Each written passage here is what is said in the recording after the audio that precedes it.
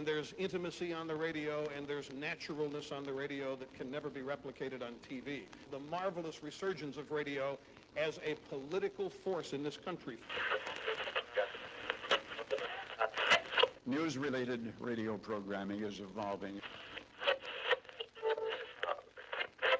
There's a huge hole in our dialogue that can be filled by the synthesis of traditional radio and the freedom that comes from a live podcast. You're about to experience Cowboy State Politics live. Here we go.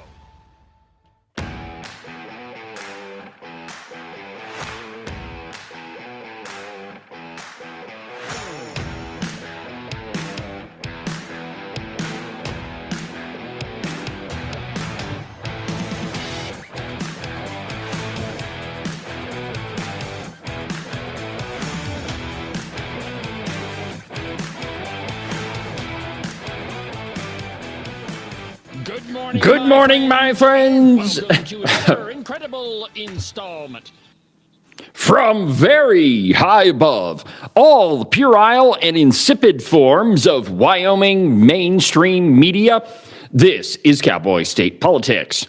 I, of course, am your illustrious host, David Iverson, firmly ensconced behind the silver Cowboy State Politics microphone and broadcasting to you from the People's Republic of Jackson. That's right, my friends. I'm on the road for a couple of days, and I just couldn't wait to talk to you.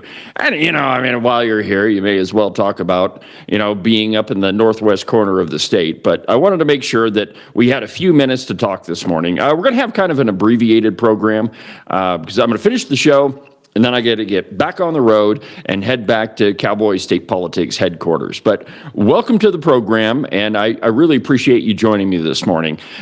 Where I'd like to begin, I think, is that the filing period starts in just 2 days, on the 14th. Tomorrow is the last day that you could change your party affiliation. Now, I've heard, we've seen in every single media source that is that's ever been created by humans that you have to change your party affiliation by tomorrow. Now, why are the Democrats up to this? Why are all of the media sources, the Cowboy, the Pravda on the Platte, the Tribune Eagle, all of them? So why are they so invested in making sure that you change your party affiliation? Well, because they're terrified to death of anybody that is even closely, even remotely associated with the Freedom Caucus, because they have to defeat them. Why?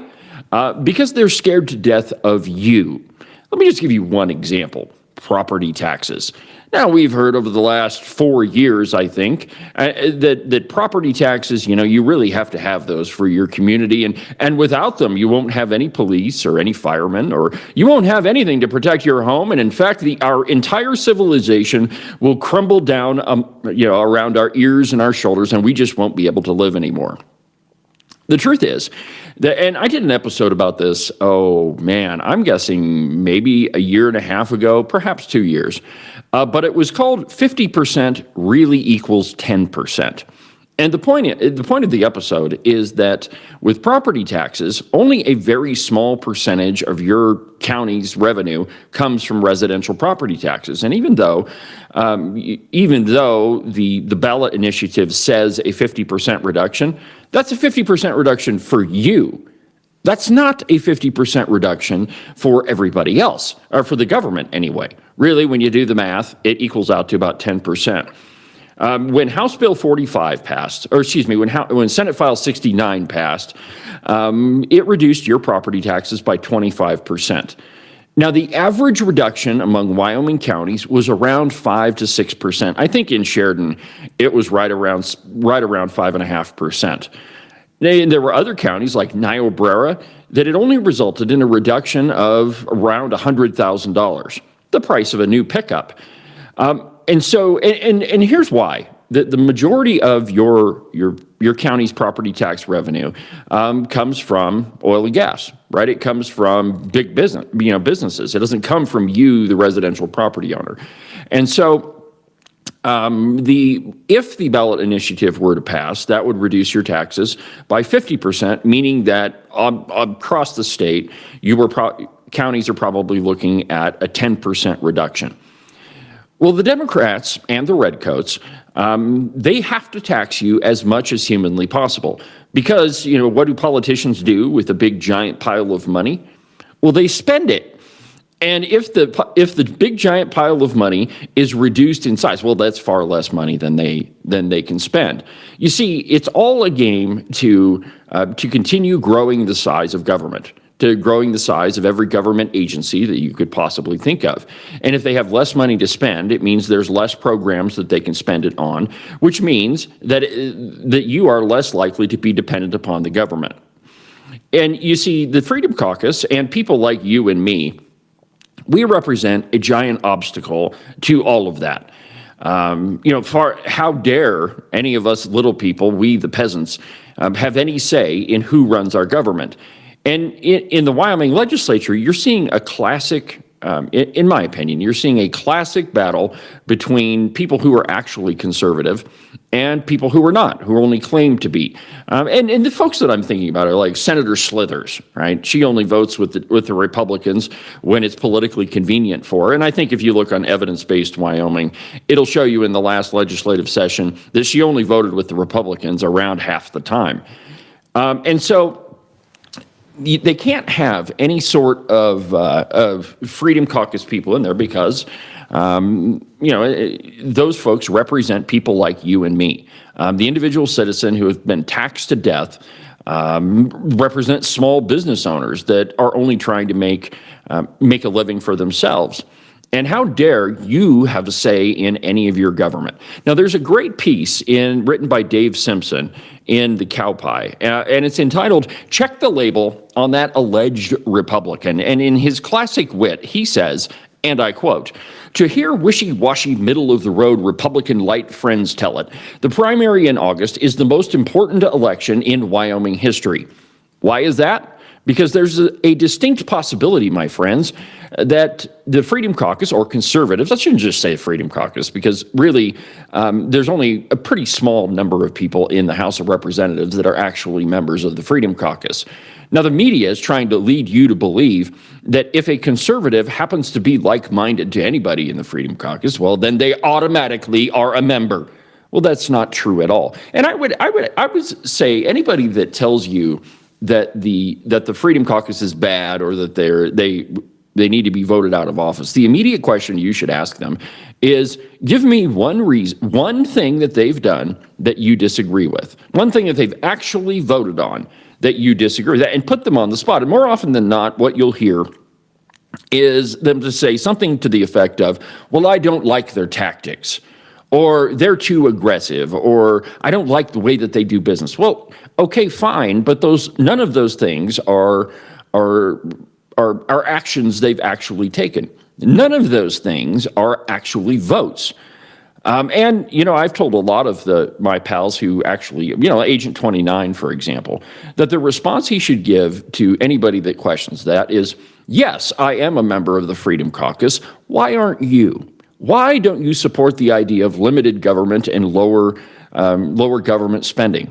Why are you so opposed to the idea that people should govern themselves? Why do we need an entrenched elite in Cheyenne making all the decisions for us? Well, the truth is, my friends, we don't. And so it's election time, and you have a whole bunch of people that are going to run as Republicans. Now, why is it, back to my original point, why is it that the media and the Democrats and the rhinos are trying to convince every Democrat in every far-flung corner of the state to register as a Republican? Well, because if a Democrat registers as a Republican, they're very likely not going to vote for a conservative, and we all know that we have to get rid of the Freedom Caucus. Simpson continues. So important, in fact, they are encouraging Democrats, if they can find one, to cross over and vote Republican light to throw out the vile Freedom Caucus people, like us, the salt of the earth, so nobody like us ever gets elected again.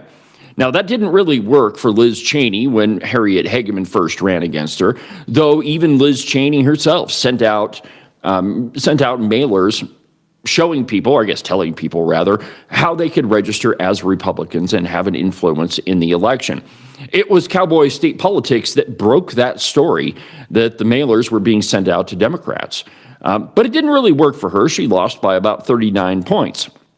But you see, Democrats and the liberal redcoats, they're giving it the old college try one more time.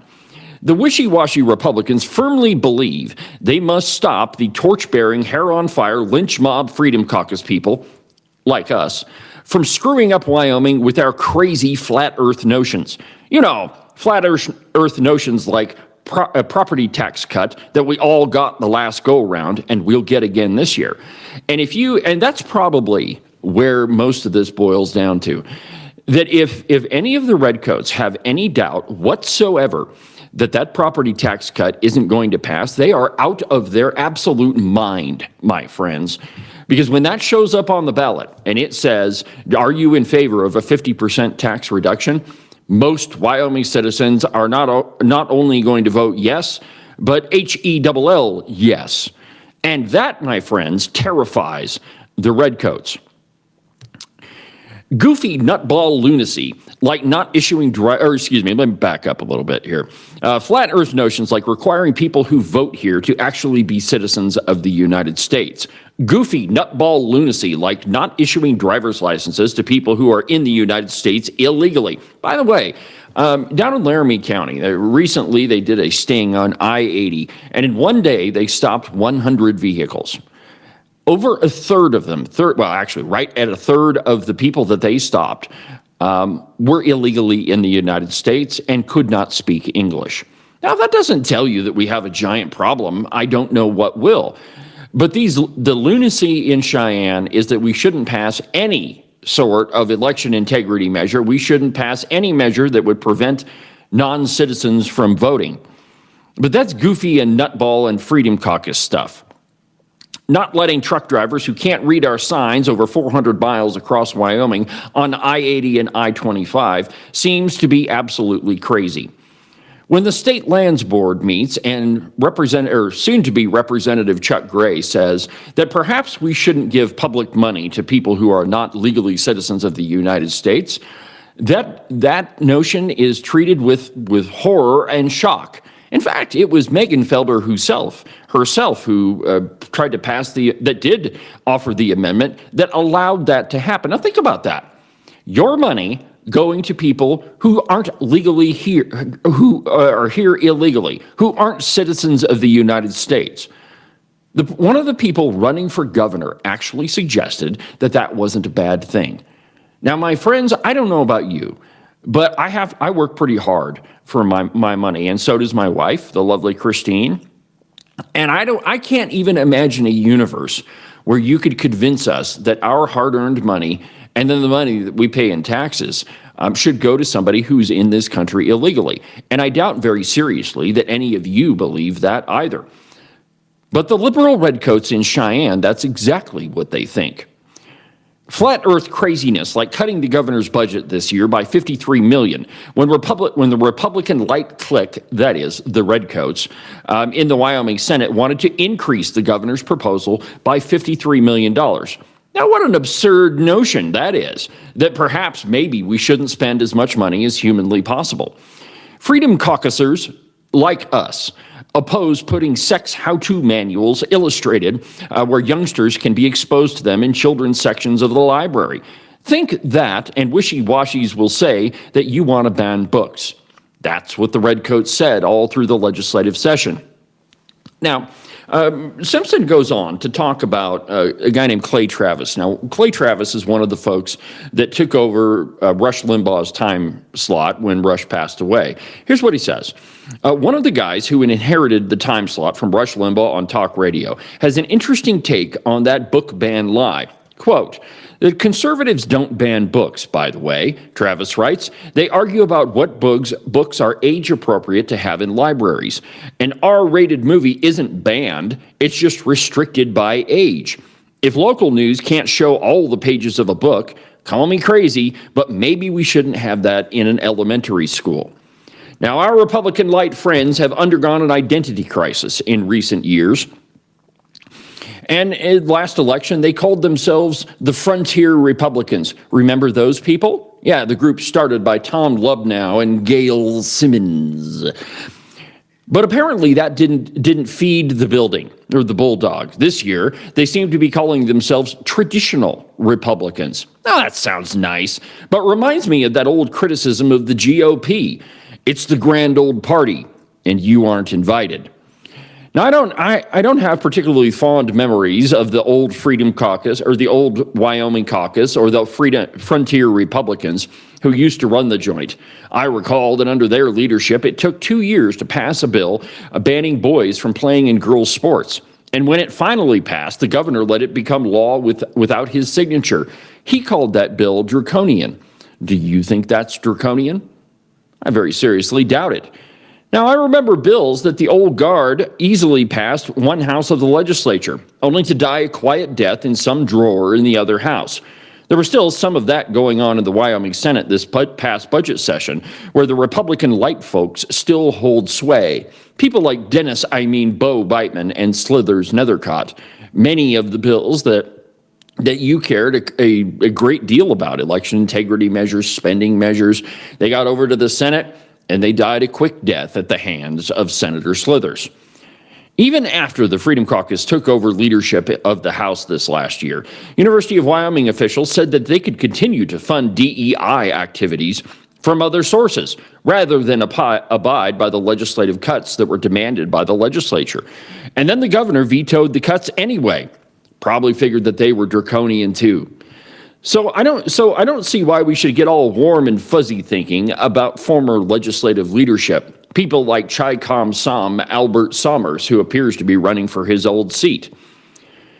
The point is, my friends, that none of the policies that the old guard, the redcoats, or the wishy-washy, I mean, it doesn't really matter what you call them, but none of those policies in any way make me all warm and fuzzy. In fact, it makes me want to vote for more conservative people. Makes me want to go out and find the most conservative person I can and help fund their campaign, which, my friends, is what you should do. The truth is that government is best that governs least. And we have had a government for a very long time that has tried to control every aspect of your life. Think about the Sunbucks. You know, yesterday during a meeting that I was at here in Jackson, that topic came up, and the question was: so why did all of the conservatives vote against feeding starving kids?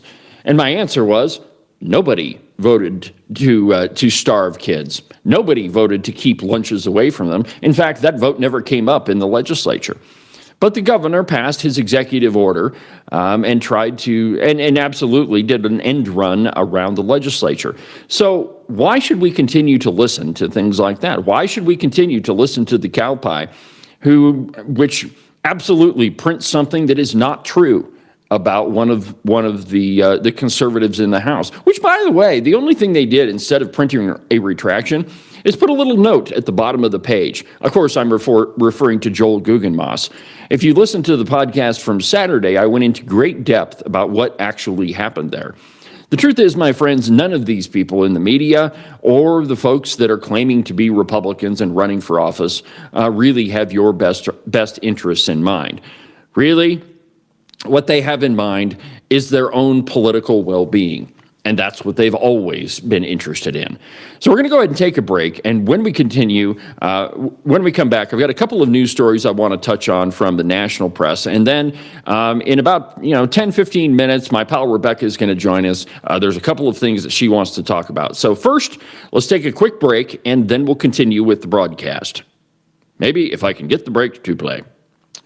Or maybe not. There it goes. Back in a minute.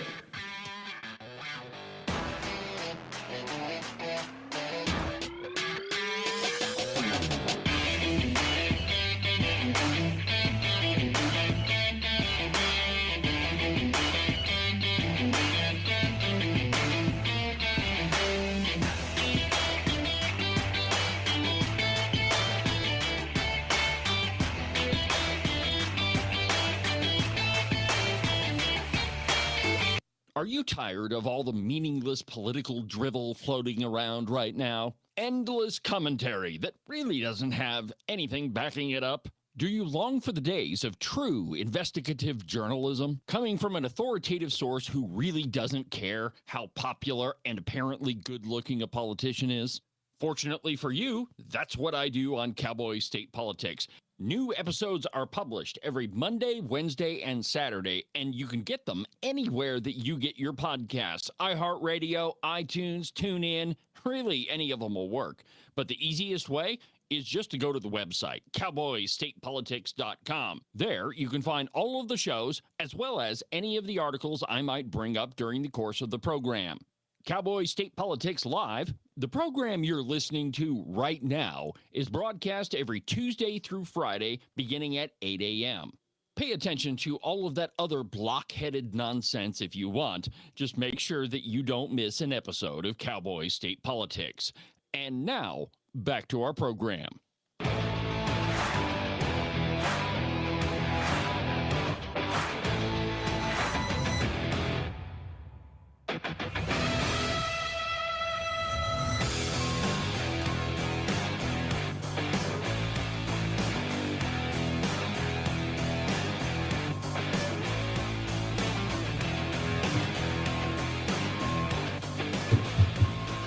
Welcome back to the program. I do that every time. I got to update the ads. And it's funny thing, being on the road, you always forget something. Try as I might to remember everything. And then Christine laughs at me all the time.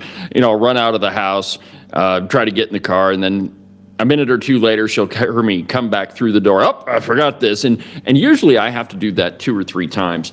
And invariably, it is not until I'm about 30 minutes down the road that I realize what I've forgotten. And, when you're on the road, you got to do whatever you can do to get the program going. There's one more thing that I want to go back to that I forgot to mention during the first segment of the program.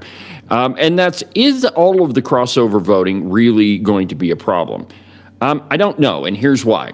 And we have to go all the way back to the 2018 election. Now, it's verified that 12,500 Democrats crossed over into the Republican Party to vote for Governor Mark Gordon. And I realize I'm asking to get in the DeLorean and remember this, but do you remember a group called the Independent Republicans of Wyoming? Well, that was a group that was started by now Democrat Representative Liz Storr, who also funds Better Wyoming, by the way. Anyway, it was an LLC that they set up, and their sole purpose was to do robocalls, though they denied being responsible for the robocalls because, of course, those are illegal in Wyoming. But anyway, so the robocalls went out, and then shortly after the election, and I think just a couple of days after the election, that company closed. But it ended up being a verified 12,500 people that switched from the Democrat Party to the Republican Party to vote for Mark Gordon, who, by the way, only won that election by 9,000 votes. So, there's a fair argument to be made that those 12,000 votes made a difference. But how many of those people do you think actually switched back to the Democrat Party to vote in the general election? I would argue that no more than half did. So at least there's already 6,000 Democrats who just decided, hey, I'm going to vote in the Republican Party, Republican primary going forward, so I see no reason to switch back. Second thing to keep, and by the way, even Gail Simmons admits that those 12,000 people crossed over to the Republican Party. In fact, there was an op-ed that she wrote that I think was published in the Pravda on the Platte, the Red Star Tribune down in Casper, where she actually admitted that yes, there were a significant number of people that crossed over, but it didn't have any effect on Governor Mark Gordon's election.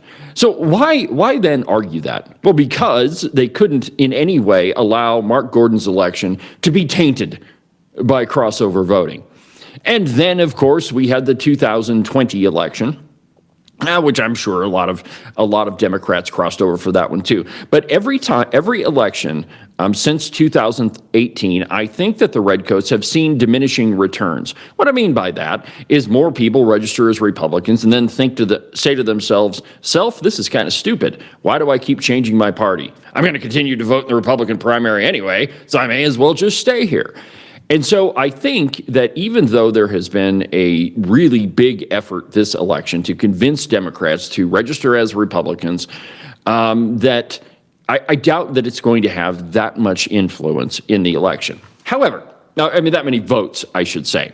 However, there are a couple of elections that have a number of candidates. One of those is the U.S. House race, where right now, if you count the Democrat, there are 11 people running for that office. And so if they were all to register during the filing period, the end result of the election is probably going to be no candidate getting any more than, 20, 25% of the vote. Because you got 10 people running, and the pie is only so big.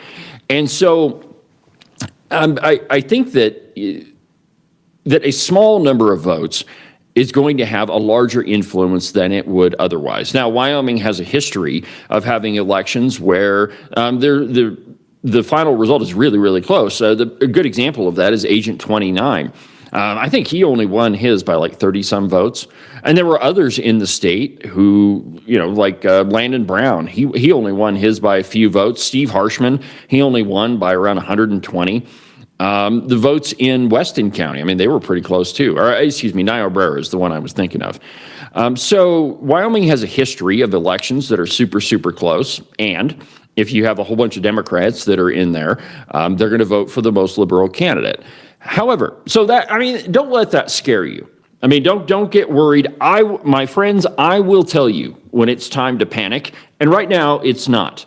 So even though you're going to have a lot of candidates, even though the vote's going to be split all over the place, it does one good thing for us. And that is, it forces candidates to actually campaign, because every vote counts. The reason I'm here in Jackson is I spoke to Lynn Freese's group yesterday. She has this great group of women, and they get together and just talk politics, and they invited me to come speak. And one of the things that we talked about is, look, there's so many candidates in the House race that it is going to force them to travel around the state and get every vote humanly possible, which means that it's going to be pretty easy for you to talk to whatever candidate. Now, that's the congressional race. The governor's race, we got three people in it, perhaps more. Who knows what's going to happen there?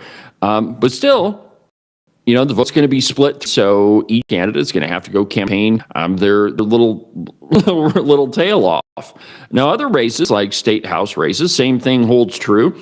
Most of those are only going to have two candidates, in some cases three.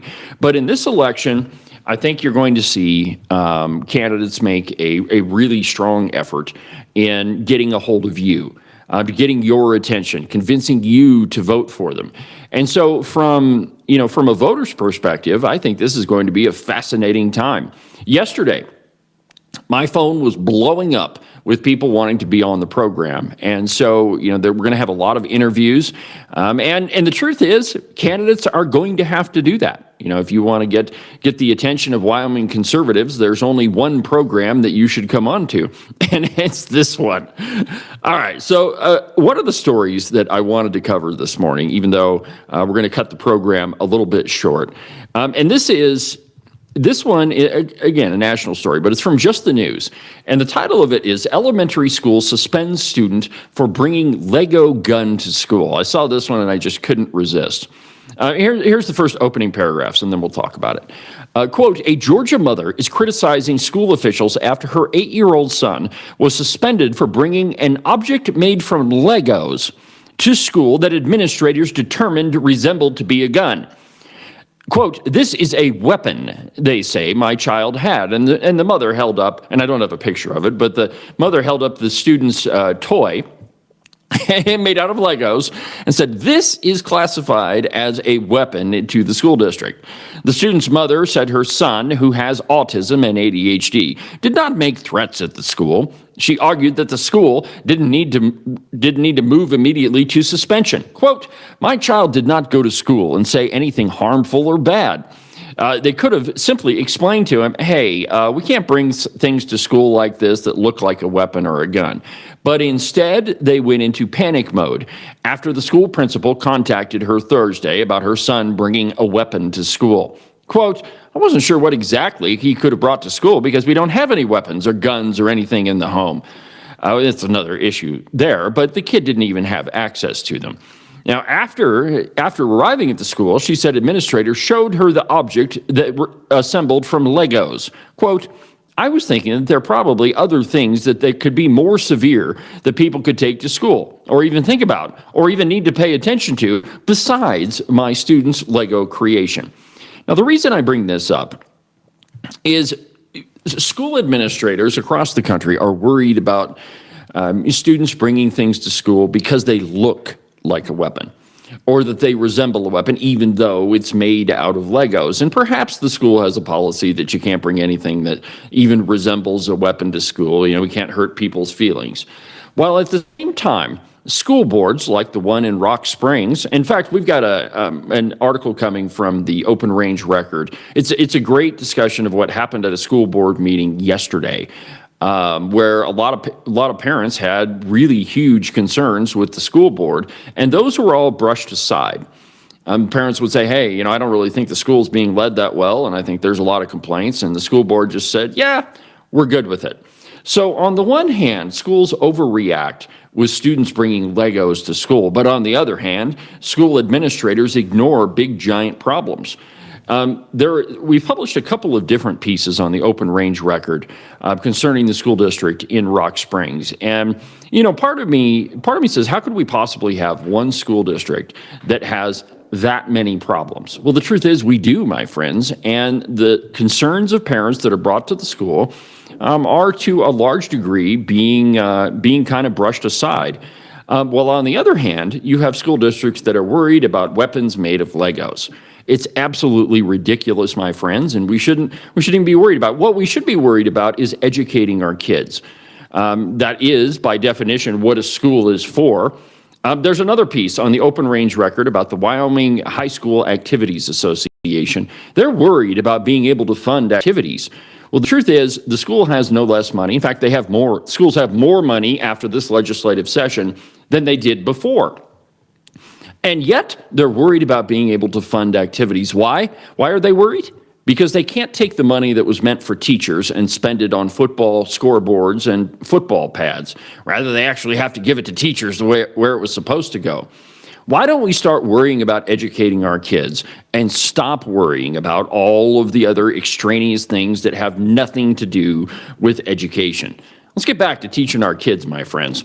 Well, we're going to take another break, and when we come back, our pal Rebecca is going to join us on the program. I don't know what she's going to talk about, but apparently it's something important, so we'll do that when we come back.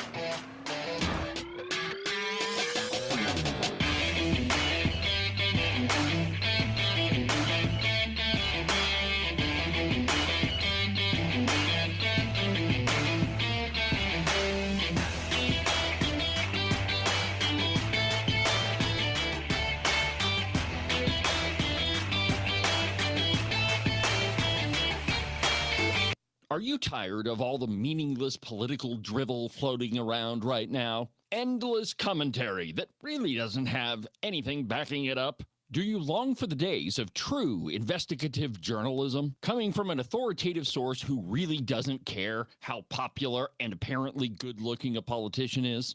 Fortunately for you, that's what I do on Cowboy State Politics. New episodes are published every Monday, Wednesday, and Saturday, and you can get them anywhere that you get your podcasts. iHeartRadio, iTunes, TuneIn, really any of them will work. But the easiest way is just to go to the website, cowboystatepolitics.com. There, you can find all of the shows, as well as any of the articles I might bring up during the course of the program. Cowboy State Politics Live, the program you're listening to right now, is broadcast every Tuesday through Friday, beginning at 8 a.m. Pay attention to all of that other block-headed nonsense if you want. Just make sure that you don't miss an episode of Cowboy State Politics. And now, back to our program.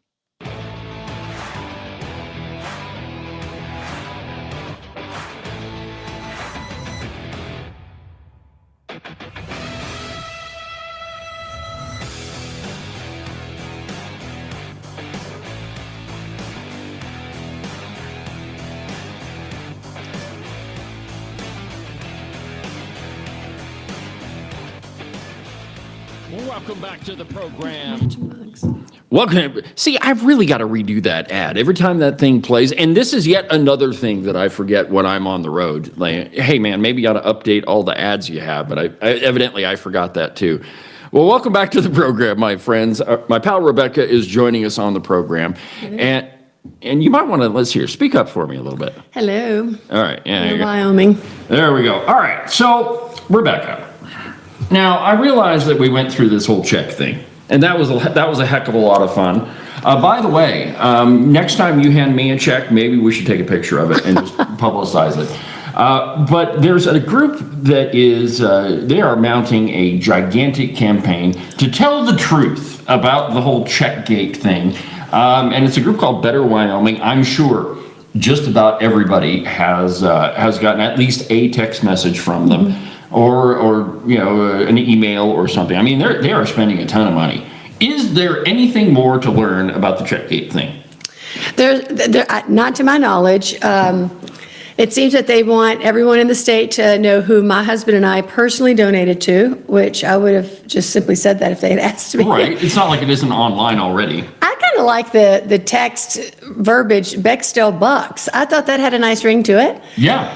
But I think it's all about trying to scare conservative donors away. And we were talking yesterday, Lynn Freeze has a monthly meeting here, which you were the guest of. And I was very touched when Lynn introduced you by saying you were one of our favorite speakers last year. Yeah, I thought that was very nice of her to say. It was a great meeting. But some of the ladies said that, you know, there's a big push with Representative Liz Storr, AKA Wanda, and her husband, Damon Wayans in living color, with the blonde wig. And her husband, Commissioner Probst, and they are wanting to out all of the conservatives. They want to out the Teton County conservatives, and I think it's because they are somewhat successful. My understanding is Liz spent about a little over $200,000 to Carly Provenza's husband, Nate Martin. Yep. Nobody has the same last name. Have you noticed that? I've noticed that, Yes, yeah. okay. I guess they're so woke. They're so cool. And I guess I was the first target. Okay.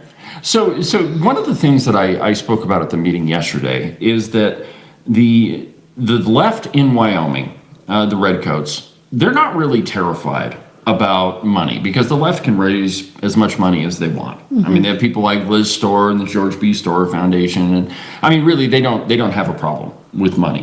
Generally speaking, as far as campaigning goes, it's conservatives that tend to have a little bit of a difficulty raising campaign cash. But I think what scares the left in Wyoming more than anything is that there are people that are willing to step forward and do something. And it really makes them it really irritates them that those people sometimes have the means to do it. And, you know, the group that Lynn puts together is, I love speaking to them because it's a group of people that have made a living for themselves on their own. And one of my favorite stories, I won't mention any names, but I've talked about this before on the program, but there's a lady that goes to that group that her husband died, correct? And he was a trucker. Yeah, oh yeah, that lady. She's had 2 husbands die on her. Okay, well, maybe she shouldn't have a third. I'm just saying. But anyway, her husband drove a truck for a living. So he passes away, and here she is, a widow, and she's got a truck. And so she hires a guy to drive the truck and then realizes, wow, there's a lot of money to be made here. Why don't I buy another truck? And then she bought another truck and another truck and another truck and another truck and ended up having this $1 billion trucking company and did it all on her own. Well, that room is full of people like that. And I think what terrifies the left more than anything is that there are people of that sort of people that are willing to put their name forward to donate to a candidate or multiple candidates. And so I really think they are opposed to the idea of free enterprise, the idea of personal responsibility. And, you know, the left, the Redcoats and the Democrats, they're very much in favor of paternalism. That is, the government needs to be all things to all people and to take care of you from cradle to grave. And that group of people, and others like them, represent the antithesis of that. Folks that don't want to have anything to do with government, and they would rather just make their living on their own. I think that's what scares them more than anything. You know, and speaking about that lady with the trucking company, it was a little worse than that. She had 3 young children. Her husband and her had just borrowed, I think she said up to $150,000, which was an unbelievable huge amount of money back then. And then he literally drops dead. And no woman was even working back then, much less running a trucking company. And I think she now has 4,600 trucks on the road. 4,600 trucks. And she never stopped. But then if you compare that, so I've been going around meeting a lot of victims from housing scams. Right. And a lot of them have some pretty interesting stories, especially if it's the Casper Housing Authority. But I was meeting with this lady. This lady had asked me and another one of the women from the group, a rather high net worth individual lady who's a real fighter, to go have lunch. She had a story that she wanted to talk about with our local housing department and the housing trust. So we're sitting there listening. And I just started feeling almost sorry for this lady. She kept saying, well, I was a single mother. They charged me too much for this or that. And I finally looked at the lady and I said, can I ask you a question?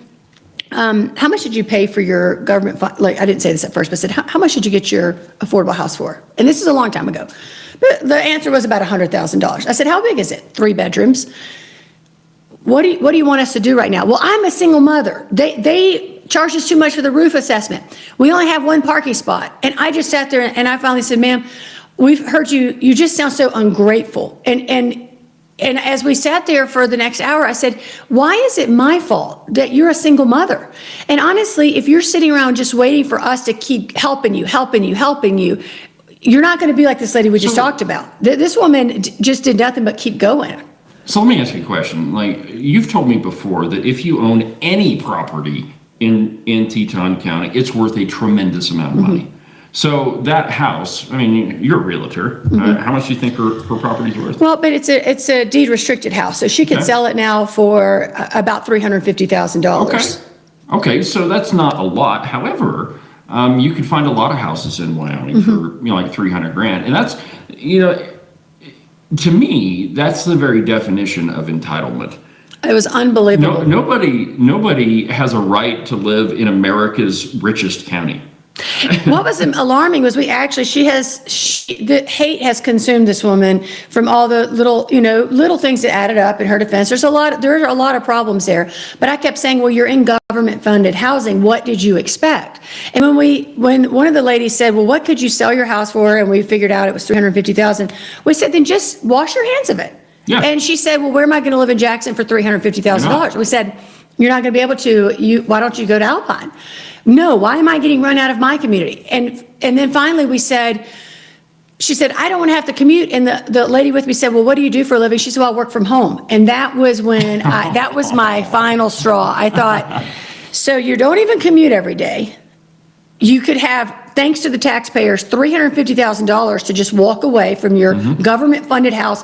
But you are entitled, according to you, to live in the wealthiest county in America, and worse than that, because you went through a divorce, which is somehow my fault, we now owe it to you. By the way, her daughter is a very educated person, and this woman was able to pay for the entire education because the government paid for her housing. Wow. Never once anything. It was insane, but it's a look into the mindset of some people. Now, I don't, my wife and I own, it's my wife's salon, but we built the salon. My dad and I built the whole thing ourselves. Christina's built a great business. In fact, we joke a lot of times, well, we don't get a day off. Oh, you're a small business, we're small business owners, so of course we don't. But, we didn't get a dime for it. We did that on our own. Right. And the very nice lady that owns that trucking company, she did it on her own. Right. But I think one of the things that we're fighting in this election is this idea of entitlement. And the guy that you were talking about is, in my opinion, a pretty good example of that. Why does anybody have a right to live anywhere that you can't afford? Right. Well, well, there's a piece in the Wyoming Tribune-Eagle this morning, and it's entitled, When Need for Housing Gets Bogged Down in Politics, Everybody Loses. First, Rebecca, why should the government have anything to do with housing? I don't know. I don't know. And something we were talking about in Hartville the other night is, people were asking me what turned me onto this housing thing, what makes me just keep hammering it. And I said, the reason I've really latched onto this one, it's not just the waste of money, it's not the excessive fees, it's not because it's never what they tell us it's going to be. It's because we're redesigning Wyoming. We are literally importing people from other states and other countries to live in low-income housing. Yes. And that's not the first service. I know you hear me say this. That's not the only service they're going to be on. We are bringing in people that are expected to vote us out into the minority. And why are we letting that happen? Now, and to be very clear, I don't have a problem with somebody who wants to move to our country or to our communities, for that matter, and wants to make a better life for themselves and do it the right way. Right. Lord knows, if you go to Johnson County, where I grew up, that entire county was built on immigrants. I mean, there's probably, I don't know if this is the statistic right now, but at one time, there was a higher concentration of Basque people that lived in Johnson County than anywhere else. So it's people that moved from the Pyrenees Mountains to America, and they said, we're going to raise sheep. And many of them, many families became enormously wealthy. I have no problem with that. What I do have a problem with is what this piece in the Tribune Eagle is talking about. And let me just read to you the last couple of paragraphs here. There's a couple of housing developments in Cheyenne that the State Lands Board essentially voted against. Okay, so here's what they say. Quote, ultimately, the vote on the First and Union grant application, that's those housing outfits, was 3-2 against. Ms. Megan Felder and Ms. is joining Mr. Gray as no votes. Degenfelder, who is running for governor with President Trump's endorsement, I love how they throw that in there. Hey, here's free advertising. Said she agreed with Mr. Gray's premise, but how to implement it needed to be worked out. That's how she tried to scuttle the amendment. This is the one I was referring to earlier on the program, where non-citizens couldn't get taxpayer dollars. Ms. Racinas had some valid points, especially as they relate to the intense scrutiny that the Wyoming Business Council is under this year. Would this been in proper use of the business-ready community funds? That's for legal experts to decide. Regardless, Wyoming's top 5 elected officials owe it to folks they represent to do better. Before their special meeting next Thursday, they need to hammer out the details related to housing funding sources, immigration status verification, and any other relevant issues. The state has a critical need for housing that workers at all income levels can afford. Elected officials should be helping to meet that need, not standing in the way. Now, this is an editorial from the editorial board. Thank goodness that's not a piece of news. No, it's not. It's an opinion piece written by the Wyoming Tribune Eagle. Government doesn't have, it's not the government's place to get you a house. And yet we're all told that, we have to have low income housing. Well, frankly, why doesn't government get out of the way? There's a guy that I talked to from Gillette, and his company builds apartment buildings. And he told me that, now that government is involved in this so-called affordable housing thing, that he's not going to build any more apartment buildings because he can't compete with government. So, question for you, Rebecca. You've done a lot of research into this so-called affordable housing scam. Where are we at now? I know you're working on a documentary. Just talk to me about that. Where are you at? Well, I know there's a lot of press coming out about Secretary Gray saying that we can't give housing to illegal immigrants, and then Superintendent Degenfelder saying, well, she wants it to be more in line with the Trump administration, and so people with green cards, are qualifying for housing. What I'm trying to drill down on right now, I believe we were talking about state dollars, so we don't have to meet federal guidelines. And I appreciate that Megan is trying to keep that in line with the Trump administration. But I have to say, I'm just totally against importing people into this country, whether they have green cards or not, so they get to now be American citizens. Why are we handing them low-income housing? Where is that in the best interest of America? Where is that in the best interest of Wyoming to pull in people? And like you were just saying, you know, we're a nation of immigrants, but people came here, worked as hard as they could, as fast as they could. That's what my ancestors did. I was reading in Hartville how diverse the population was 100 years ago when the city went up. I mean, it was unbelievable, the different Greeks. They had a big Greek population. They had all kinds of people living there. And I have no problem with that if they pay their own way. So where the housing scam stands is I'll be in Casper Thursday night through Saturday. I'm identifying victims. It's as corrupt as you can ever imagine. Maybe we're helping people with some of this low-income housing. You know, it's been really tough for me not to get sidetracked on side projects or take on a lot of people that I want to help. You know, some of these people really have been exploited, and some of these people, through no fault of their own, have just had really rough lives. And it breaks, some of this actually is like, it's taken me a little bit longer. It's almost an emotional thing going through some of this.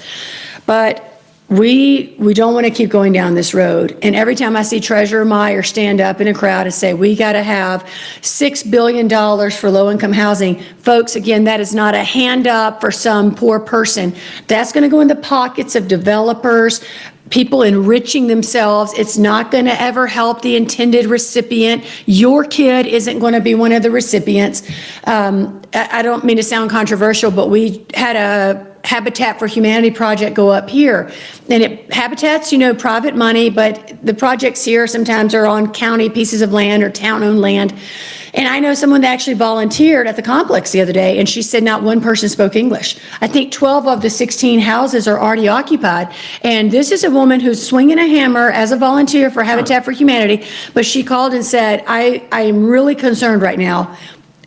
Not one person spoke English in this complex. And how is that possible? And I said that we are redesigning Wyoming. That is what we're doing. You know, and like you and I've got a friend that, you know, he moved his family to Wyoming, didn't have a lot of money, but found a couple jobs. They lives in a trailer house. And, you know, he's a handyman by trade, basically. I mean, it's one of those guys that if there's something wrong in your house, he can fix it. Or if you need to remodel the place, he can do that too. Just worked. And all of a sudden, he ends up in the legislature, you know, for 10 years and did it on his own. So there's no reason why anybody can't do that. I mean, in America, we have an equal opportunity to succeed, but we don't have an equal, you know, we don't get equal outcomes. And that is what a lot of the affordable housing and a lot of the programs from, you know, the Wyoming Business Council, all of it. I mean, it is just doling out taxpayer dollars. And I mean, you know, and it's so misguided. And one of the things that you're looking into is about a cosmetics company. Oh, can I talk about that? Yeah, let's talk about the cosmetics company. Okay, so I have to give Representative Ken Pendergraph a nod. He's the one that brought this to my attention. So while we're looking at the Wyoming Business Council, Ken calls one day and asks me if I've ever heard of Alpin Beauty. That's Alpin with a Y instead of an I. They got $2 million from the Business Council. $2 million. And apparently they live in Jackson. Well, I've never heard of this person. So I looked up the address. Of course, it's a P.O. box. Well, I looked up the criteria, and there's going to be an open range record story coming about this, and there's also going to be some public record requests that they're probably going to fight me on. But we basically gave a woman who admits she moved here from New York City, moved here to Wilson, seems to be not a poor person. Okay, so hold on just a second. Okay. So describe for me Wilson. Wilson is population 200 people. It's basically considered Jackson Hole. It's at the foot of Teton Pass. It's where you bicycle into the town. There's a general store. There's a little bagel shop. No other businesses of any kind. There's a bar. There's a gas station, but certainly not any kind of pharmaceutical manufacturing or cosmetics manufacturing. They won't, when a doctor tried to open an office there, it was a really big deal about having commercial development there. But somehow this business is headquartered at someone's home in Wilson. Okay. And so the three litmus tests for getting the money is you have to be headquartered in Wyoming, 60% of the investors have to be from Wyoming, or 60% of the employees have to be from Wyoming. I don't think this woman even lives in Wyoming anymore. Maybe she has a second or third home here. But we gave her $2 million. Supposedly, she uses products from the Mountain West, and they keep talking about Grand Teton National Park, That but was in her application. I'm pretty sure it's illegal to go forage for flowers and herbs out of the national park, but they help to make better skin products. But this company is selling in Sephora, it sells in Goop, I guess, which is Gwyneth Paltrow. They're making donations to the Grand Teton National Park Foundation. So why are we giving a company $2 million that's donating to the Woke Park Foundation? And I can't see, okay, and then the kicker for me is the business was established in Wyoming in 2016, but immediately moved to Delaware. It's actually operating in Wyoming as a foreign entity since 2016, so it's not headquartered here. It's headquartered in Delaware.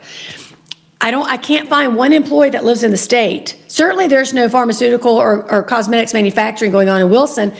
Maybe 60% of the investors are from Wyoming, but I would find that a hard stretch as well. Well, and I think that goes to, how ridiculous a lot of these government handouts are, because obviously nobody did any research into this. I think somebody's just well connected. There was somebody's buddy, and they got $2 million. Well, and what you just said, I think, is the main point, that a lot of these government programs, it ends up being welfare for the well-connected. And it doesn't really matter if it's so-called affordable housing, because through your work, we found out that a lot of these housing developments are owned by East Coast equity firms. Oh, yeah, or the Japanese. Yeah, or if it's the Wyoming Business Council and we're illegally making cosmetics from plants grown on the national park. And I don't believe we are. I think that's just a whole I'm sure it scam. is. Yeah. But and another one is the energy dominance bill. That one is, well, we have to be energy dominant, and I love the titles for these things. But essentially what it is giving hundreds of millions of dollars to energy companies that already have hundreds of millions of dollars. And, okay, it sounds great, but in reality, it's just a big giant funnel for tax dollars going to people who are pretty well connected. And, government doesn't have any place in this economic adventurism or, whatever you want to call it. Anytime I hear the words business development, It's awful. what goes through my head is, okay, you're just giving my tax money to people who don't deserve it, or don't even, deserves is the wrong word, that we shouldn't be giving our tax dollars to them. Well, I'll tell you what we should be giving money to is law and order and protecting the people that live here. And so I Absolutely. wanted to alert your listeners to something that I discovered. One of my now favorite people who I met as a Casper Housing Authority victim called me the other day and said that she'd met a state trooper from Rawlins. And he was telling her that they have a 400-mile limit that they can drive. The state troopers can only drive 400 miles a week now. And if they've maxed out, so in this guy's case, on the second day of his work week, he had already maxed out on the 400 miles. He pulled over a woman who had 2 active felony warrants, and she also had an ICE deportation detainer. But he had maxed out on his 400 miles. He literally released the woman back into the community. How is that possible? He said he's not allowed to drive more than 400 miles. So he couldn't call for backup? I guess if they can't come get the person, then they're just released. Wow. So then she's telling this to a Casper Wyoming highway patrolman, and he said, oh yeah, that happened to me last Tuesday. He said, and if he maxes out on his 400 miles, at that point, he just goes and hangs out at construction sites. He picked up a woman with a felony warrant for drug trafficking. And he had to release that person back into the community because he reached his 400 miles. So I've talked to Representative Ken Pendergraft and Representative Jeremy Harrelson and Senator Sherry Steinmetz, and all 3 of them, Sherry was looking into it a little bit more, but this seems to be the case. And what it is their former director blew the budget on tasers and other things. And so now to keep a handle on the cash, they have a 400-mile limit. Well, why is Governor Gordon giving a private company $100 million instead of allocating some discretionary funds to protecting the public from these felony people that are collared on I-80? I mean, this is unbelievable. That's terrifying. Open Range Record article coming up about that as well. Yeah, so let's talk about that real quick, and then we got to run. Okay. I got to get on the road and get home. Okay. So we've got a lot of stuff coming on the Open Range Record, and it's there's a piece about Ogden Driscoll. I can't wait for that one to Yes, drop. it's awful, awful. We have another piece that just hit my inbox this morning about a school board meeting in Sweetwater County where a whole bunch of parents are saying, look, we got all these problems. And the school board's like, yeah, never mind, no big deal, nothing to see here. And then another piece on this Protect Wyoming outfit. So we're doing a lot of work, and make sure you go to the Open Range Record. We're just trying to do straight journalism and tell you the stories that you're not hearing about. So Rebecca, thanks for Thank you. taking a few minutes, and that'll do it for today. We'll be back on the program tomorrow from the Cowboy State Politics Studio. Thank you for joining us, and I'll see you tomorrow.